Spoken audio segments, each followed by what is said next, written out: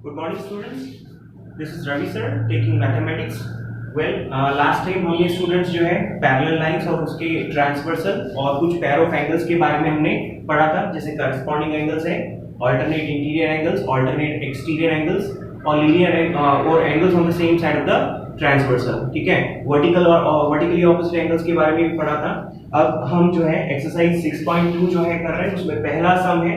इस सम में बोल रहे हैं if the given figure in the given figure find the value of x and y. यहाँ पे हमें x और y की जो है वैल्यू फाइंड करनी है and then show that AB is parallel to CD. सबसे पहले तो इस फिगर के अंदर हमें x और y फाइंड करना है और फिर हमें प्रूव करना है कि AB जो लाइन है वो CD के पैरेलल है. कुछ इंफॉर्मेशन हमें यहाँ पे उन्होंने दी है, जैसे कि एंगल AFP जो है 50 डिग्री है और एंगल CEQ जो है वो 130 डिग्री है. ठीक है, तो हमें क्या चीजें फाइंड करनी है यहाँ पे. तो हमें टू फाइंड सबसे पहले x और y फाइंड करना है, x एंड y, और उसके अलावा हमें शो करना है that is AB is parallel to CD. ये शो करना है. ठीक है, तो ओके हम लोग स्टार्ट करते हैं हमारा सॉल्यूशन. तो देखो स्टूडेंट, सबसे पहले यहाँ पे आपको दिख रहा है कि ये जो ट्रांसवर्सल है दैट इज PQ और लाइन CD यहाँ पे है, दोनों एक दूसरे को काट रही है. कौन से पॉइंट पे? पॉइंट E पे, राइट. तो यहाँ पे इस पॉइंट पे फिर 4 टोटल एंगल बनेंगे और वैसे देखने जाए तो दो पैर जो है, एक तो ये वाली पैर और एक ये वाली पैर, ये कहलाती है वर्टिकली ऑपोजिट एंगल. और हमने देखा है कि वर्टिकली ऑपोजिट एंगल्स हमेशा इक्वल होते हैं, राइट. तो ये 130 डिग्री और y ये दोनों भी क्या हुआ? वर्टिकली ऑपोजिट एंगल हुआ. तो अगर ये 130 है तो ये भी 130 हो जाएगा. ठीक है, तो यहाँ पे हम क्या बोलेंगे कि line PQ and CD intersect at E. ठीक है, line PQ and CD intersects at point, कौन सा पॉइंट? Point E. ठीक है, अब ये दोनों लाइन इंटरसेक्ट कर रही है तो हम प्रूव कर सकते हैं कि वर्टिकली ऑपोजिट एंगल जो है वो इक्वल है. तो कौन से दो angle? Angle CEQ, angle CEQ is equal to angle PED, angle PED. Okay, तो एंगल CEQ है 130 डिग्री और PED इज एंगल Y. ठीक है, तो यहाँ पे हमने जो है, और हम लोग जो है इसको इस तरह भी लिख सकते हैं y is equal to 130 degree. तो एक चीज हमें यहाँ पे मिल चुकी है. रीजन में हम क्या लिखेंगे? Vertically opposite angles. Vertically opposite angles. Okay, हमें y मिल चुका है. अब इसके बाद में हम देखेंगे स्टूडेंट्स, हम यहाँ पे एंगल x फाइंड करने की कोशिश करेंगे. तो देखो ये लाइन जो है दैट इज PQ, ये सीधी लाइन है और आप देख रहे हो FA जो है उसके ऊपर स्टैंड करता है. ये जो रे है ना FA, ये PQ के ऊपर स्टैंड करता है. तो यहाँ पे दो एंगल्स बनेंगे जिसको बोलते हैं linear pair of angles, right. तो हम यहाँ पे लिखेंगे now PQ is a line, straight line, and FA stands on it. PQ is a straight line and FA stands. ये क्या है? रे है ना, तो रे FA stands on it.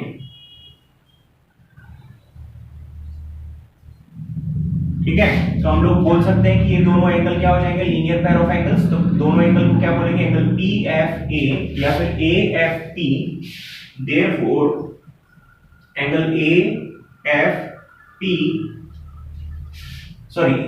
AFP and angle AFQ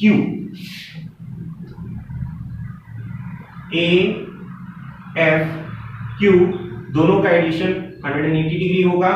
क्यों? तो रीजन में क्या है? Linear pair.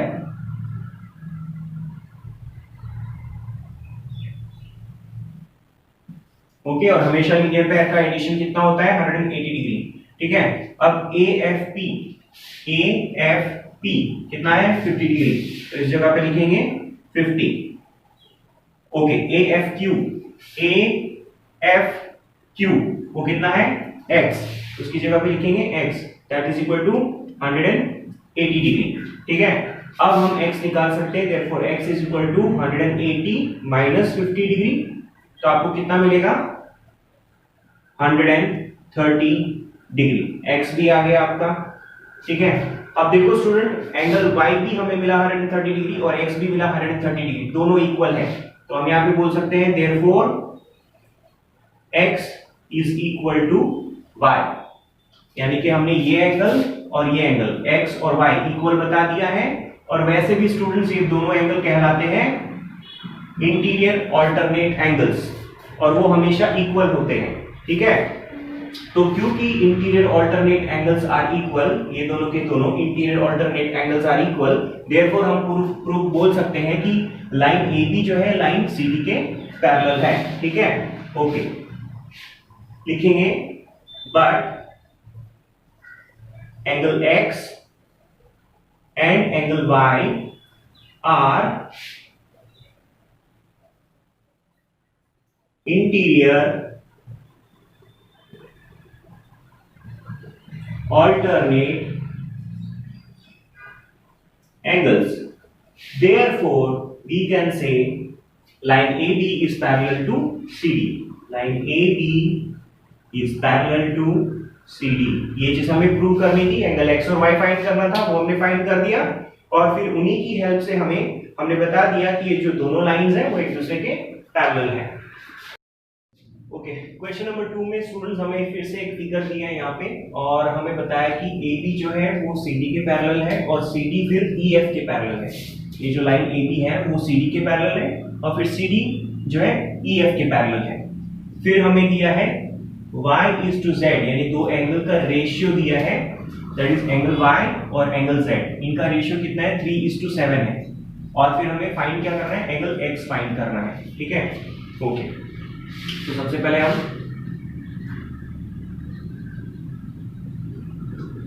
गिवन में लिख देते हैं, क्या हमें दे रखा है AB parallel to CD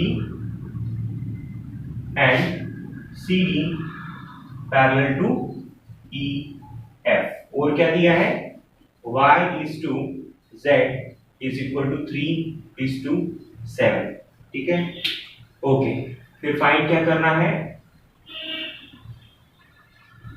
to find x। ठीक है, x हमें एंगल x हमें फाइंड करना है। चलो सॉल्यूशन अपना यहां से स्टार्ट हो रहा है। देखो स्टूडेंट, सबसे पहले AB जो लाइन है वो CD के पैरेलल है, CD खुद फिर EF के पैरेलल है, तो फिर हम AB को और EF को भी पैरेलल बता सकते हैं। भाई ये इसके पैरेलल है और ये फिर इसके पैरेलल है, तो ये और ये भी पैरेलल हो गए, राइट। तो चलो AB parallel to CD, again CD parallel to EF। तो स्टूडेंट इस पे से हमको क्या मिलता है, therefore AB is parallel to EF, AB जो है is parallel to CEF, AB is parallel to EF। ठीक है, इतना हमने प्रूव कर दिया कि भाई AB जो है वो EF के पैरेलल है। अब इसके बाद में स्टूडेंट्स ये जो लाइन दिख रही है EF, और एक यहाँ पे आपका ट्रांसवर्सल दिख रहा है, अब इस ट्रांसवर्सल को नेमिंग कर सकते हो P, यहाँ पे जो है Q, फिर उसके बाद में यहाँ पे आप बोल सकते हो that is anything like S, T, और यहाँ पे R, कुछ भी नेमिंग कर सकते हो।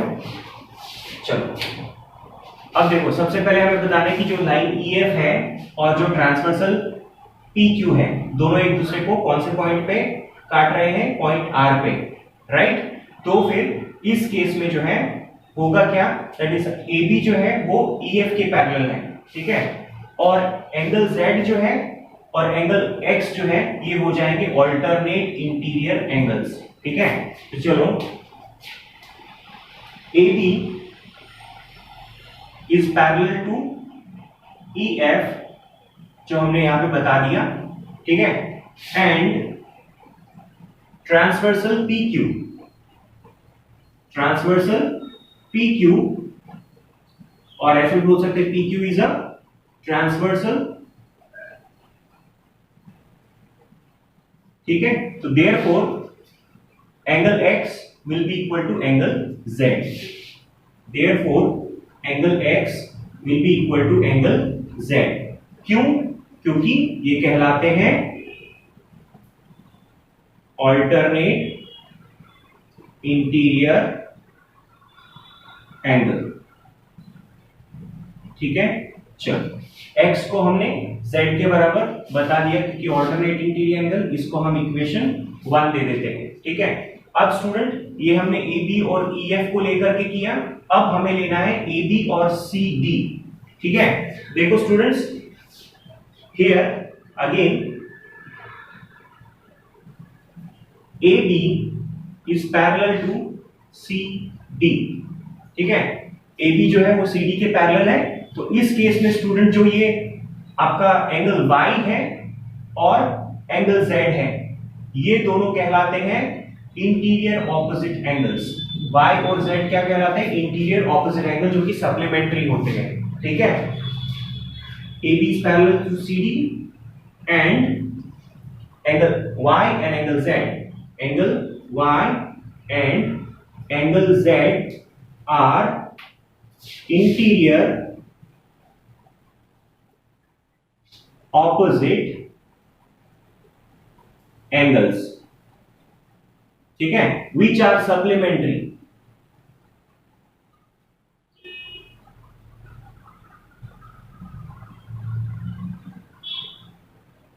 Which are supplementary. ठीक है, तो y और z जो है, ये y और ये z, ये इंटीरियर ऑपोजिट एंगल कहलाते हैं और ये हमेशा सप्लीमेंट्री होते हैं। तो हम बोल सकते हैं कि angle y is equal, angle y plus angle z is equal to 180 degree. Reason मैंने ऊपर बता दिया है कि y और z जो है इंटीरियर ऑपोजिट एंगल होते हैं और जो कि क्या होते हैं? सप्लीमेंट्री होते हैं। यहाँ पे रीजन हो गया, angle y plus angle z को 180 डिग्री बता दिया। साथ में हमें और भी इंफॉर्मेशन दी है y और z के बारे में, उनका रेशियो दिया है, right? Also and y is to z कितना दिया है? 3:7। ठीक है, तो एक एक करके हम एंगल्स किस तरह फाइंड करेंगे। अगर मान लो मुझे y फाइंड करना है तो y को किस तरह फाइंड करूंगा? y जो है इस रेशियो में कितना पार्ट है? That is 3 part. ठीक है, इसमें से टोटल कितने पार्ट है? 3 + 7 10 पार्ट है।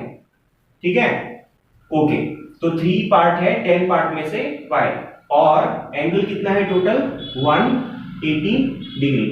तो आपका ये कैंसिल हो करके यू विल गेट 54। ओके, अब हमें z निकालना है, तो z निकालते हैं। z कितना पार्ट है? 7 पार्ट। ये लिखा मैंने 7 पार्ट। टोटल कितने पार्ट में से? 3 + 7 दैट इज 10, 10 पार्ट में से। ओके, और टोटल एंगल कितने हैं? 180 डिग्री। ये भी कैंसिलेशन होगा और 7 × 18 यू विल गेट 126 डिग्री। अब z हमने फाइंड कर दिया, z को इक्वेशन 2 बोल देता हूं। ठीक है, ओके, अब मैं लिख सकता हूं फ्रॉम 1 and 2, फ्रॉम 1 and 2। पहला इक्वेशन ये था, x और z जो है दोनों बराबर है। z हमने यहाँ पे फाइंड किया, दैट इज 126 डिग्री। तो फाइनली जो है, अगर z 126 डिग्री है तो x भी कितना हो जाएगा? 126 degree. Therefore angle x is equal to 126 degree. This is your answer. यही हमें फाइंड करना था। क्वेश्चन नंबर 3 में क्या बोल रहा है? हमें बताया कि AB जो लाइन है वो CD के पैरेलल है। This line AB is parallel to CD and EF is perpendicular on CD। EF जो है that is perpendicular on CD, that means ये 90 डिग्री एंगल बनाएगा। ठीक है, यहाँ पे GED यानी कि ये पूरा जो एंगल दिया है दैट इज 126 डिग्री। हमें फाइंड क्या करना है, AGE, ठीक है, AGE that means this angle, GEF that means this angle, and FGE that is FGE यानी कि ये वाले एंगल। तो मैंने क्वेश्चन मार्क्स वहां पे लगा रखे हैं, कौन से एंगल हमें फाइंड करने हैं। तो चलो स्टार्ट करते हैं। गिवन में स्टूडेंट सबसे पहले हमें क्या दे रखा है, AB पैरेलल टू CD, फिर EF जो है परपेंडिकुलर है CD के ऊपर, ठीक है। फिर क्या दिया है, फिर एंगल GED 126 डिग्री दिया है, ठीक है। हमें फाइंड क्या क्या करना है, तो to find that is angle AGE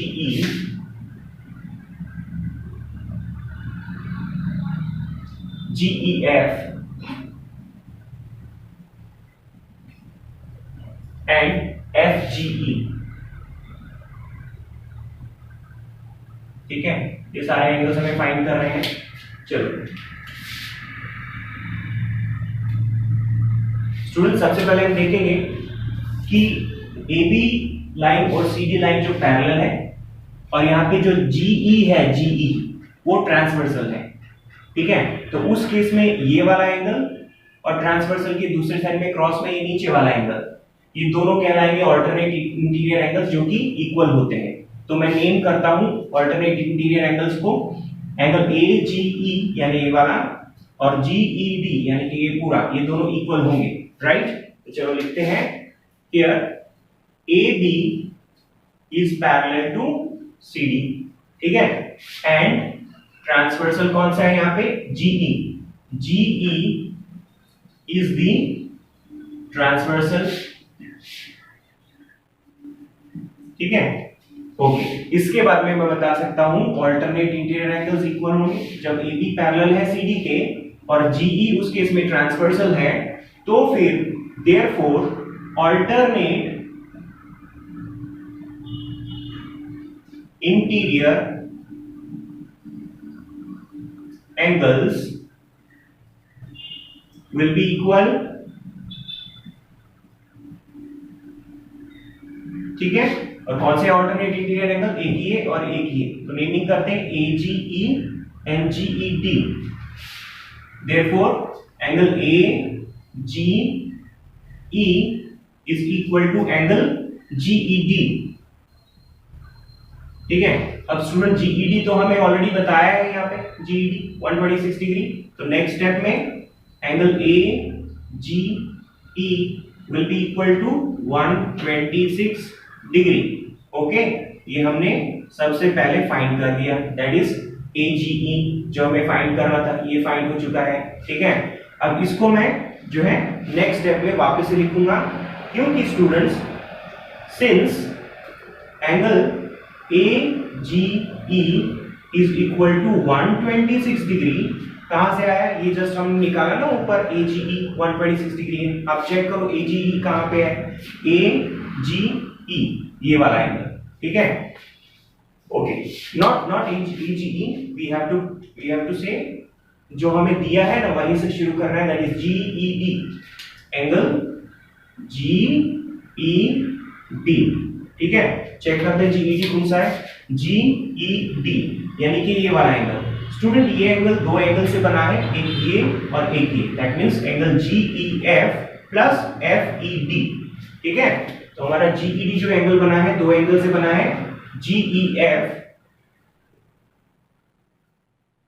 plus FED,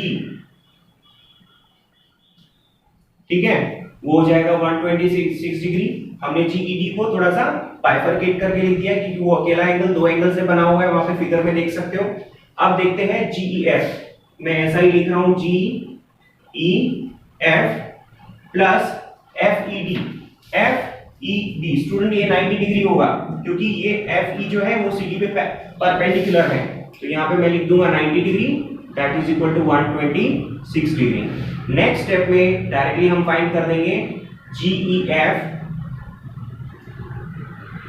will be equal to 126 degree minus 90 degree, उधर से जाके माइनस होगा तो कितना हो जाएगा 36 6 डिग्री। तो स्टूडेंट्स ये भी हमने फाइंड कर दिया, ठीक है। GEF ये भी फाइंड हो चुका है। अब FGE फाइंड करना है। तो स्टूडेंट्स हम देखेंगे वापस से यहाँ पे AB और CD पैरेलल है और GE जो है वो ट्रांसवर्सल है। तो उस केस में ये वाला एंगल और ये पूरा एंगल, ठीक है, ये कहते हैं हम इसको, हमने पढ़ा था, that is interior angles on the same side of the transversal, ठीक है। ये लाइन पैरेलल है और ये ट्रांसवर्सल है।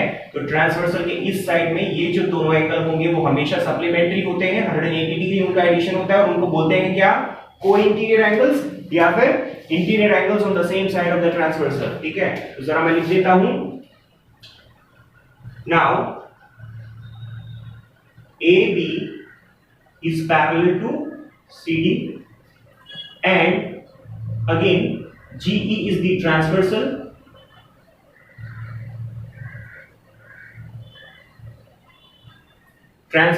ठीक है। तो उस केस में ये दोनों एंगल जो है वो क्या होंगे, सप्लीमेंट्री एंगल होंगे। दैट इज कौन सा angle, FGE। therefore angle FGE plus FGE plus GED, okay, GED will be equal to 180 degree, क्योंकि को इंटीरियर एंगल्स क्या होते हैं, सप्लीमेंट्री होते हैं।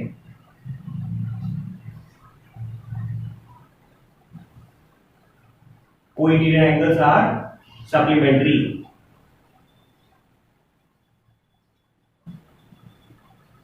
ठीक है। चलो नेक्स्ट स्टेप में FGE that is this angle और दूसरा है GED तो पूरा का पूरा हमें पता है, दे रखा है उन्होंने GED 126 डिग्री, तो वो यहां पे लिख दूंगा मैं। नेक्स्ट स्टेप में FGE plus this will be 126 degree जो कि सम में दे रखा है, ठीक है। नेक्स्ट स्टेप में FGE will be equal to 180 में से 126 डिग्री उसमें से जाके लेस होगा, तो how much you get, that is 54 degree, okay. तो ये हमने FGE वो भी हमने फाइंड कर दिया है, ठीक है। स्टूडेंट्स अभी हमने एक्सरसाइज 6.2 के 3 सम किए हैं, ठीक है। हमारे नेक्स्ट वाले वीडियो में बाकी के 3 और सम्स करके ये एक्सरसाइज को कंप्लीट करेंगे। इस तरह से आगे बढ़ते रहेंगे। आप जो है अपना फेयर नोटबुक मेंटेन करिए और प्रैक्टिस करते रहिए, ठीक है। Take care.